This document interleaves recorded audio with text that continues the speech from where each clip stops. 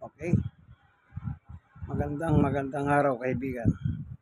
Tapos na po yung pamunasan ng pahalabing-hanim na nilabang ko kagabi. Ngayon din dryer ko sila doon sa automatic na washing machine para madaling isampay. Ito po sila. Ito. Labing-hanim na ito. Piraso, isasampay ko sila ngayon. Ito po, sasampay ko sila. Tinapos ko po sila sa dryer. Doon sa ibaba namin, dalawa kasing washing machine yung isa hindi automatic, yung isa automatic. Sa dryer doon ko sila tinira ng automatic ngayong umaga. Anong oras na ba? Aba, alas 12 na, tanghalian na pala. Ngayong alas 12 pala.